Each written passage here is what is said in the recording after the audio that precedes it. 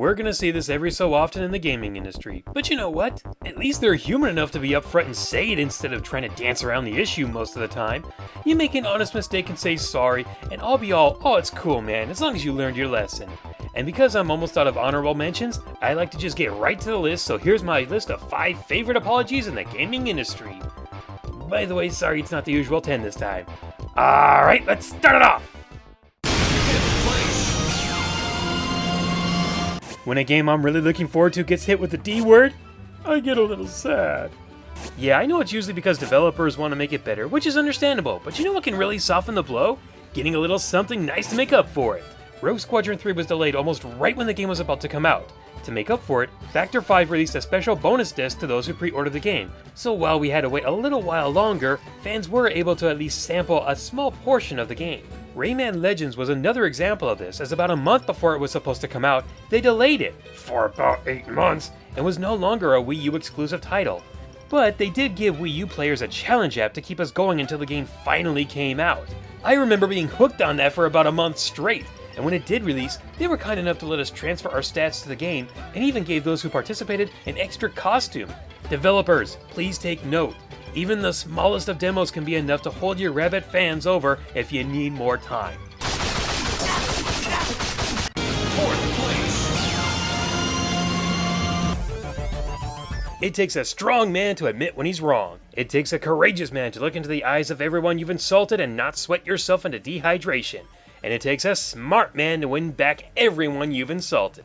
I'd say Gabe Newell holds the Triforce, but, you know, 3. Back in early 2007, Gabe Newell once criticized the PS3 as being a system that, in nicer words, could be better, and then later apologized for not giving better support to their fans on the PS3. Speaking your honest opinion on the internet is a great way to get some hate sometimes, but how do you make it go away? Why, by stepping out on Sony's E3 2010 press conference, saying you're wrong, and then saying Portal 2 will be the definitive console version on the platform you dissed for a few years. In that moment, it just seemed like all the anger and negativity went away or never existed in the first place. Now, I've been pretty outspoken in my comments about the current generation of game consoles. So I really like to thank everyone at Sony for their gracious hospitality and for not repeatedly punching me in the face.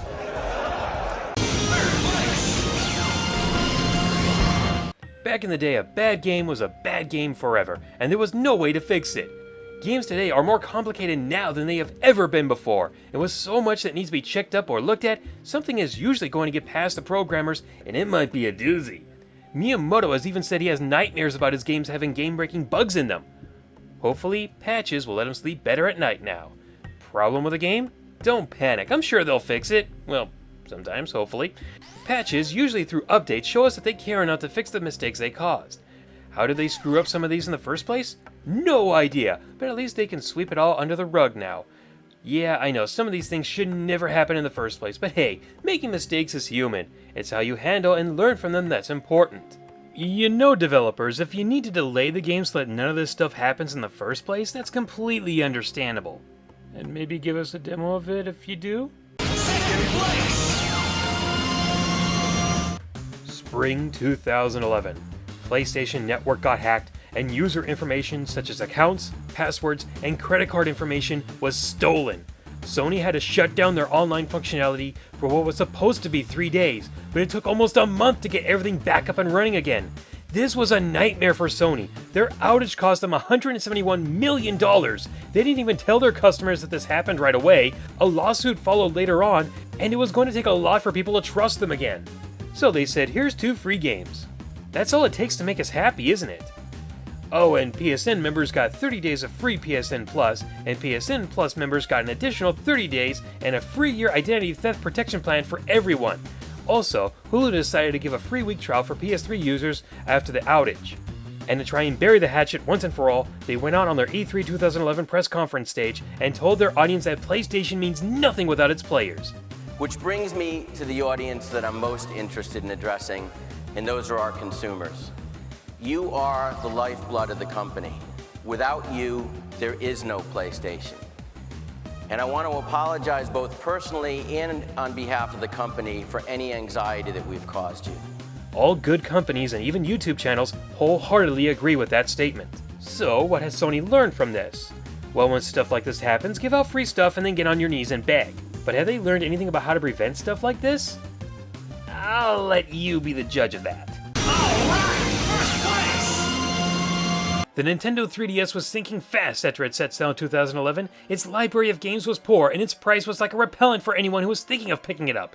And with competition heading its way with the same price tag, Nintendo had to make one of their biggest and toughest decisions they've ever made. Cut the price by $80 after nearly 5 months of being out on the market. As someone who picked up a 3DS on day one, you can believe I was furious and ready to take my system back and buy it later for a cheaper price. But Nintendo said those who already bought a 3DS would get something even better in return. All you had to do was go to the eShop at least once before the price drop hit, and you would get not 1, not 2, not even 10, but 20 free games to download. 10 from the NES and 10 from the GBA.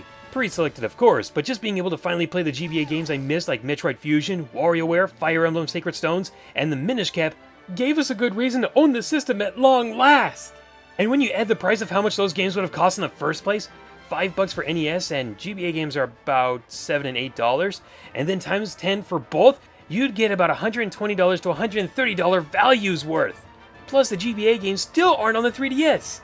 That is one of the best ways of saying, sorry we screwed up.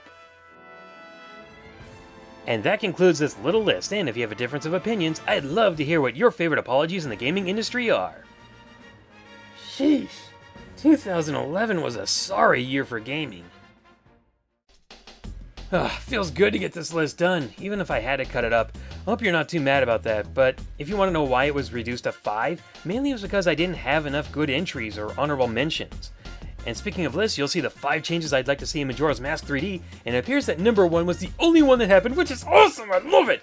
Somewhere on the screen you should be able to see the review I did for Shovel Knight. It should be pretty easy to see which one it is. I also thought I'd go ahead and put my 5 favorite and hated Mario Kart power-ups there as well.